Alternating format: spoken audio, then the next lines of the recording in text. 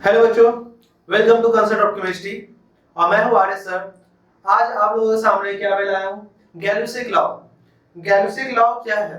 ठीक है, बहुत से बच्चे लोग को गैल्यूसिक लॉ के बारे में कोई नॉलेज नहीं होता। ये बात थोड़ा ध्यान रखें। गैल्यूसिक लॉ एक बहुत बड़ा इंपॉर्टेंट पॉइंट है, ध्यान रखना। ये ध्यान रखना, ये किसके लिए एप्लीकेबल है? ये गैस के लिए एप्लीकेबल है, ओनली फॉर गैस। ये ध्यान रखना, ओनली फॉर गैस के लिए एप्लीकेबल है।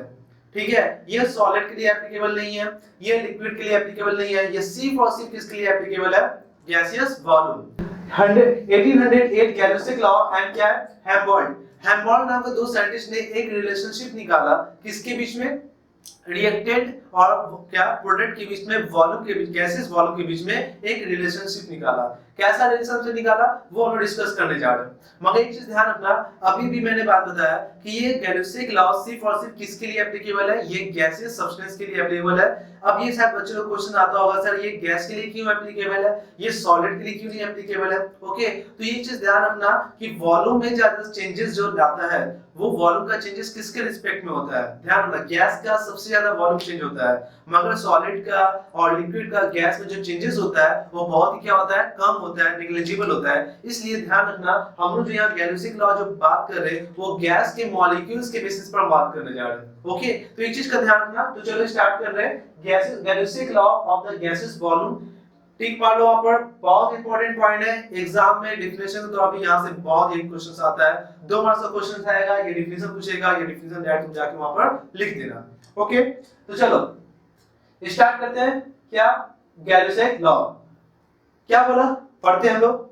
when gases can combine to form the gaseous chemical compound, the volume of the reacting gases and those of the product are in the ratio of the small whole number।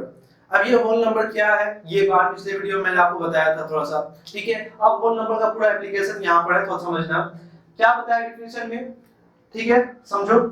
मान लो मेरे पास A है, okay, और A जो है B से combine कर रहा और ये क्या बना रहा? C बना रहा। अभी आप लोग क्या हो? बिगनर हो, आप लोग क्लास 11 में आए हो और ये बात अच्छी तरह से समझते हो, और जो कंपटीशन के है वो तो जानते ही है बच्चे। मगर अगर जो 11 के बिगनर है वो ये बात को पता होगा आपको कि A और B आपस में कैसा है? रिएक्टिंग स्पेसीज है। कैसा है? Reacting species. रिएक्टिंग स्पेसीज बोलने का मतलब क्या हो गया? जो आपस में क्या करते हैं? रिएक्ट करते हैं। रिएक्टिंग स्पेसीज, रिएक्टिंग गैस बोल सकते हो। तो बात बताओ, ये मेरा किस फॉर्म में रखा है? गैस। ये किस फॉर्म में है? गैस। ये भी क्या होना चाहिए? गैस होना चाहिए। अब एक बात बता कि ये सब और सब गैस का होना चाहिए, तभी ये गैल्यूसिक लॉ एप्लीकेबल होगा। अदरवाइज ये क्वेश्चन अगर एक बीच में सॉलिड आ गया तो ये क्या करेगा? गैल्यूसिक लॉ को एप्लीकेबल करने नहीं देगा। तो आप ये बात जानते हो, गैल्यूसिक लॉ का मतलब क्या होगा? ये एक ऐसा इक्वेशन को फॉलो करेगा जिसमें सारा रिएक्टिंग स्पेसीज जो होगा वो क्या होगा? सब गैसेस फॉर्म होंगे, साथ ही साथ प्रोडक्ट भी क्या होगा? वो गैस में भी होना चाहिए। पहला कंडीशन ऑफ गैल्यूसिक लॉ। ओके, पहला क्या है? Gas gas gas. ओके, अच्छा, दूसरा क्या बात करते हैं? इस रिएक्टिंग स्पेसीज का नाम क्या है? ध्यान रखना, जो आपस में रिएक्ट करता है, जो आपस में रिएक्ट करता है उसको बोलते हैं क्या? रिएक्टेंट। क्या बोलते हैं? रिएक्टेंट। और जो रिएक्ट करने के बाद जो बनता है उसको बोलते हैं क्या? प्रोडक्ट। ठीक है, क्या बोलते हैं? प्रोडक्ट। ठीक है, इतना तो आपको पता है। ओके, ये है रिएक्टेंट, ये है प्रोडक्ट। रिएक्टेंट किस फॉर्म में होना चाहिए? गैस इसमें होना चाहिए। प्रोडक्ट किस में होना चाहिए? गैस में होना चाहिए। ओके, बात समझ में आया क्या बोल रहे हैं? अच्छा, अब हम लोग बात करने जा रहे हैं कि इसका कंडीशन क्या है। एक काम करना, मैं केस 1 लेके बात करता हूं। ठीक है, केस 1 लेके बात करता हूं। देखो, पहले एक काम करते हैं, केस 1 में अमोनिया लेते हैं। Formation of ammonia. ओके, मतलब अमोनिया मतलब NH3। NH3 का फॉर्मेशन तुम लोग जानते हो, कैसा फॉर्मेशन होता है? चलो, हमको अमोनिया बनाना है। ओके, अमोनिया किस फॉर्म में होता है? गैस उसमें होता है। ये मेरा क्या होगा? हमको बनाना है। बनाने का मतलब क्या होगा? ये प्रोडक्ट होगा हमारा। रिएक्टेंट किससे मिलकर बना होगा? देखो, यहाँ कौन है? नाइट्रोजन। यहाँ कर दो नाइट्रोजन। यहाँ कौन है? हाइड्रोजन। यहाँ कर दो हाइड्रोजन। अब हम लोग करते हैं बैलेंस। बैलेंस क्या है, नाइट्रोजन कितना है, यहाँ कितना है, 1 है, यहाँ कितना है, 2 है। तो एक काम करते हैं, यहाँ क्या कर देंगे, हाफ से मल्टीप्लाई कर देंगे। हाफ से जैसे मल्टीप्लाई कर देंगे तो बताओ, ये एक यहाँ पे एक मॉलिक्यूल्स है, एक मॉलिक्यूल्स में कितना एटम नाइट्रोजन का, 2 एटम। 2 एटम तो हाफ से डिवाइड करो तो कितना हो रहा है, 1 एटम होगा। ओके, मगर अब बात बताओ, हाफ अगर यहाँ पे करती हाइड्रोजन कितना है, 3 है, मगर यहाँ पे कितना होगा, 3/2 कर देना होगा, क्योंकि एक मॉलिक्यूल्स में कितने एटम होते हैं हाइड्रोजन का, 2 एटम। तो बताओ 3/2 से कर दोगे तो 2 एटम 3/2 into 2 एटम कितना हो जाएगा, हाफ हाफ कर जाएगा, कितना एटम हो जाएगा, 3 एटम हो जाएगा ना। तो एक काम करते हैं, हम लोग ये बात समझ लिए, तो एक काम करते हैं, ऐसे समझ के हम लोग ये क्या किए, हम लोग बैलेंस किए। जब ये बैलेंस कर लिए तो ध्यान रखना, एटम जो रिएक्ट करता है तो एटम फ्रैक्शन में नहीं होता। एटम कभी भी फ्रैक्शन में तुमको क्या कर सकता है, रिएक्ट नहीं करता। कभी ऐसा सुना है क्या कि एक मॉलिक्यूल्स और एक मॉलिक्यूल्स आपस में रिएक्ट करता है तो 2 मॉलिक्यूल्स बनाता है, राइट। हो अगर हाफ मॉलिक्यूल्स इसका और 2 मॉलिक्यूल्स का रिएक्ट करे, हाफ मॉलिक्यूल्स का यूज कर सकते हो बट एटम यूज नहीं कर सकते। हाफ एटम यहां से आ रहा, हाफ एटम यहां से आ रहा, तो एटम तो डिवाइड नहीं होता है ना। तो इसीलिए ध्यान रखना, हम लोग जो यहां पर बात कर रहे हैं, हम लोग इसको क्या करेंगे, मल्टीप्लाई कर देंगे, कितना से, 2 से। तो बताओ अगर 2 से यहां पर मल्टीप्लाई कर दे और यहां पर कितना करना पड़ेगा, यहां से 2 कर देंगे तो यहां पर कितना करना पड़ेगा, 2 से मल्टीप्लाई कर देंगे। तो बताओ यहां 2 कट जाएगा तो ये इक्वेशन क्या बन जाएगा, N2 यहां 2 कट जाएगा, कितना हो जाएगा, 3H2 और ये कन्वर्ट हो जाएगा किसमें, 2 अमोनिया। ये भी गैस में, ये भी गैस में, ये भी गैस में। शायद आप ये बात जानते हो, ये लिखते हो आप ये तो लिखते नहीं हो। हाँ, कभी कभी हम लोग क्या करते हैं, न्यूमेरिकल प्रॉब्लम में ये भी हम लोग चाहे देखने को मिलता है, मगर हम लोग क्या देखें, ये वाला देखें। ओके, बात समझ में आ रहा है। ओके, अब एक बार बात बताए, N2 3H2 2NH3 N2 क्या हुआ, H2 2NH3। अब एक बात समझे, हम लोग तो गैस ले, तो गैस का किसके रिस्पेक्ट में लेंगे, कौन सा वाटर क्या है, सॉरी, अगर तुम गैस के फॉर्म में ले रहे हो तो गैस किस फॉर्म में लोगे, मेरा वॉल्यूम के रिस्पेक्ट में लोगे। किसके रिस्पेक्ट में, तो वॉल्यूम के रिस्पेक्ट में। तो आपकी बात पता है, यहाँ पे कितना वॉल्यूम है, 1, यहाँ पे कितना वॉल्यूम है, 3, यहाँ पे कितना वॉल्यूम है, 2। तो क्या बोलोगे, 1 वॉल्यूम, कितना वॉल्यूम, 3 वॉल्यूम, इसका कितना वॉल्यूम, 2 वॉल्यूम। क्या ये वॉल्यूम अब क्या सिंपलीफाई हो सकता है, क्या इसका रेशियो अगर तुम बात करते हो, यहाँ पर मैं बात करूं N2:2 मतलब नाइट्रोजन का वॉल्यूम, हाइड्रोजन का वॉल्यूम और यहाँ अमोनिया, सब तो गैस है। तो क्या ये गैलियोसिक लॉ को एप्लीकेबल करेगा, तो बोलोगे हां सर करेगा। कैसे करेगा, इसका वॉल्यूम बात करते हो तो 1 वॉल्यूम, इसका वॉल्यूम बात करते हो तो देखो 3 वॉल्यूम, इसका वॉल्यूम बात करते हो तो 2 वॉल्यूम। तो ये वॉल्यूम के रिस्पेक्ट में 1:3:2। तो क्या हम ये नहीं बोल सकते हैं कि मेरे पास कि रिएक्टेंट यही है और मेरा प्रोडक्ट, रिएक्टेंट एंड प्रोडक्ट का जो रेशियो होगा वो कैसा होगा, सिंपल रेशियो होगा। सिंपल रेशियो मतलब 1:2:3, 1:2:3, 1:3:2, कुछ भी हो सकता है, या 1:3:2 है, मतलब ये क्या है, simple whole number ratio, simple whole number ratio. Okay, यहां तक क्लियर हुआ तुम लोग को। चलो अब ये बात समझ आया, ध्यान रखना, हम लोग जो वॉल्यूम के रिस्पेक्ट में जो रिलेशन ले रहे हैं वो रिएक्टेंट एंड प्रोडक्ट के साथ में होगा। क्या होगा, रिएक्टेंट एंड प्रोडक्ट के साथ में होगा। एक चीज का जब ध्यान रखें, मतलब क्या होगा, देखो ये मेरा रिएक्टेंट है, ये मेरा प्रोडक्ट है, ये भी गैसेस, ये भी गैसेस। तो रिएक्टेंट एंड प्रोडक्ट के साथ तुमको देखना है। अगर रिएक्टेंट का रेशियो और प्रोडक्ट का रेशियो के साथ अगर सिंपल होल नंबर रेशियो नहीं आया तो तुम क्या बोलोगे, ये गैलियोसिक लॉ इस इक्वेशन पे एप्लीकेबल नहीं होगा। ओके, चलो पहले केस तो 1 लिए तो समझ में आया। अब केस 2 लेके काम करते हैं, थोड़ा सा केस 2 लेके काम करते हैं। फॉर्मेशन ऑफ HCl, क्या बात करेंगे, केस 2 फॉर्मेशन ऑफ HCl।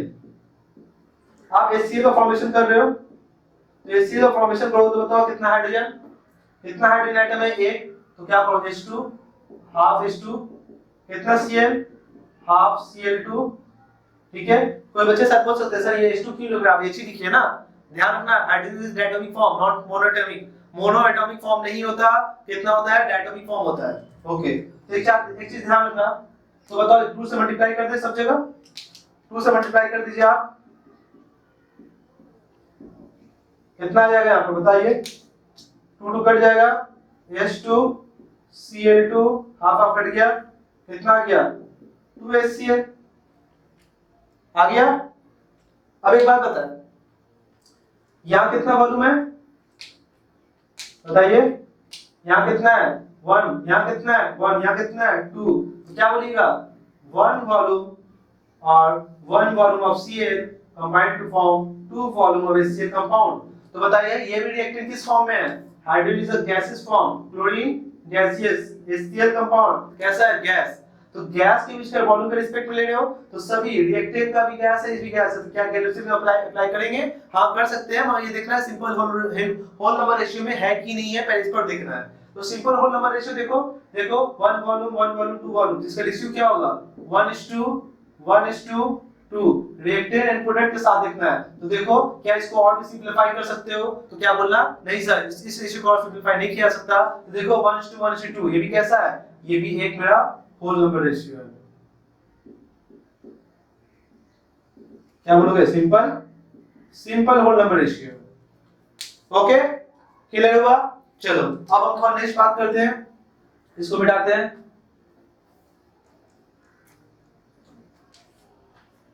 ठीक है नेक्स्ट बात करने वाले क्या, फॉर्मेशन ऑफ वाटर, केस 3 बात करते हैं,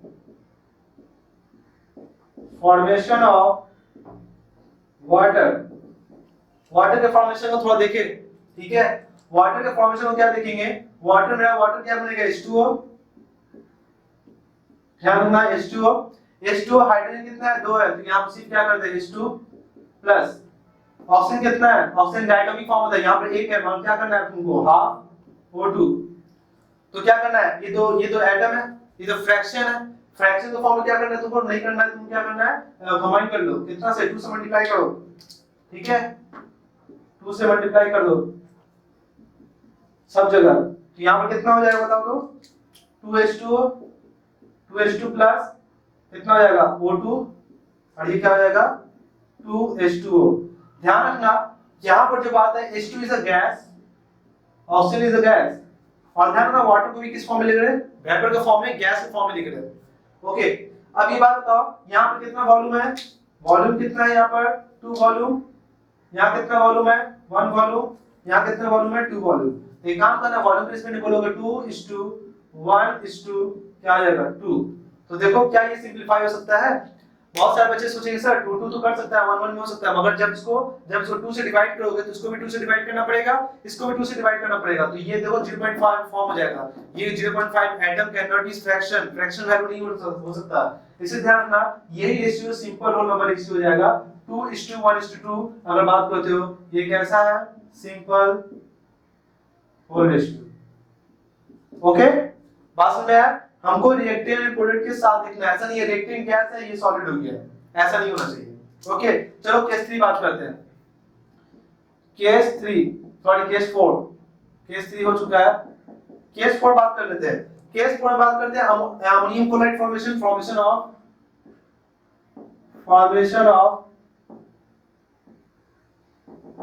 अमोनियम क्लोराइड मतलब NH4Cl। अमोनियम क्लोराइड का फॉर्मेशन क्या होगा देखो तो NH4Cl। NH4Cl ध्यान रखना अमोनिया से बनता है, किससे बनेगा अमोनिया, और ये किससे HCl से। ध्यान रखना यहाँ पर जो बात आ रहा है इसको थोड़ा मिटा देते हैं, ये ओवरलैप कर जाएगा, इसको मिटा देते हैं थोड़ा सा, ठीक है इसको मिटा ही देते हैं, काम खत्म। आ जाओ एक काम करते हैं, अमोनिया से रिएक्ट कर रहा है, अमोनिया यहाँ पर क्या है गैस के फॉर्म में होता है, तुमको पता ही है। Cl किस फॉर्म है हाइड्रोक्लोरिक एसिड में, कैसा है गैस है, और ये अमोनियम क्लोराइड भी क्या है गैस है, नो अमोनिया कैसा है सॉलिड में। ये कैसा एग्जांपल है, शायद तुमको एग्जाम में पूछ सकता है, शायद तुमको एग्जाम में बोलेगा क्या ये इक्वेशन गैलिलियो लॉ को क्या कर रहा है एप्लीकेबल कर सकता है कि नहीं कर सकता है, क्या ये गैलिलियो लॉ इस इक्वेशन में एप्लीकेबल हो सकता है कि नहीं हो सकता है, ये तुमसे पूछ सकता है, तो तुमको प्रूफ करके बताना पड़ेगा और कुछ स्टेटमेंट लिखना पड़ेगा। ओके तो एक काम करते हैं, यहाँ पर क्या बोले अमोनिया HCl NH4Cl बनाया है, तो बताओ यहाँ गैस का कितना वॉल्यूम है 1 वॉल्यूम, यहाँ कितना वॉल्यूम है 1 वॉल्यूम, यहाँ कितना है 9 वॉल्यूम। क्यों सॉलिड का वॉल्यूम क्या होता है उतना ज्यादा चेंज नहीं होता, कुछ ना कुछ तो वॉल्यूम होता है, हमको पता है कि कुछ ना कुछ वॉल्यूम होता है, मगर ये बोल सकते हैं अगर इसका 1 वॉल्यूम होगा तो इसका वॉल्यूम सॉलिड का बहुत ही कम होगा। क्यों, क्योंकि गैस का सॉलिड का वॉल्यूम बहुत ही नेग्लिजिबल होता है एज कंपेयर टू गैसियस। तुमको पता है ना, अगर यहीं पर अगर मैं रखूं इतना छोटा सा, अगर रख दूं यहाँ पर कुछ टुकड़ा, जैसे मान लो मैं ढक्कन रख दिया, इस गैस का वॉल्यूम, इस सॉलिड का वॉल्यूम क्या है, बहुत ही कम है रूम के कंपेयर में। मगर अगर गैस का थोड़ा सा अमाउंट ऑफ गैस तुम रिलीज कर दोगे तो पूरे रूम में फैल जाएगा। तो गैस का वॉल्यूम क्या होता है, जो मेरा रूम का वॉल्यूम होता है, इस रूम के कंटेनर के रिस्पेक्ट में ये वॉल्यूम क्या है, बहुत ही छोटा है। ठीक है, अब तुम बात बताओ, ये गैस का जो है वो कितना है, ये मॉलिक्यूल्स है, एक मॉलिक्यूल्स का साइज कितना होगा, बहुत ही छोटा होगा, तो उसका वॉल्यूम भी क्या होगा, बहुत ही छोटा होगा। इसलिए हम गैस के अकॉर्डिंग उस वॉल्यूम को क्या करते हैं, निग्लेक्ट करते हैं। इसलिए गैलियोसिक लॉ ओनली एप्लीकेबल फॉर क्या, किसके लिए, इन गैसियस के लिए एप्लीकेबल था। ओके, बात समझ में क्या बोल रहे हैं, ठीक है। तो एक काम करो, बताओ ये गैस है तो 1:2, ये कितना है 1:2, ये क्या बात करोगे, ये तो मेरा कोई वॉल्यूम ही नहीं है, इसलिए हम लोग सिर्फ और सिर्फ रिएक्टिंग स्पेसिस को तुम देख रहे हो, वॉल्यूम के रिस्पेक्ट में तो है, मगर मेरा ये किस रिस्पेक्ट में है, सॉलिड के रिस्पेक्ट में। तो ध्यान रखना, गैलियोसिक लॉ सिर्फ और सिर्फ रिएक्टेंट एंड प्रोडक्ट दोनों के वॉल्यूम के बीच में रिलेशनशिप किया था, बल्कि सिर्फ और सिर्फ रिएक्टेंट के बीच में रिलेशनशिप नहीं किया था।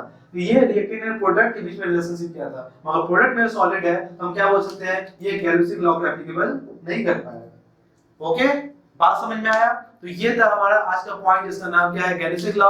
आई होप बहुत अच्छे से क्लियर हुआ हो, तुम लोग को बहुत अच्छा टेक्निक से पता होगा कि ये कैसे होता है कैसे नहीं होता है, हर चीज एक रिलेशनशिप तुमको पता हो चला कि गैलियोसिक लॉ किस लिए एप्लीकेबल है और किस पर नहीं है। तो ठीक है, ये बात अच्छे से करो, अच्छे से पढ़ो।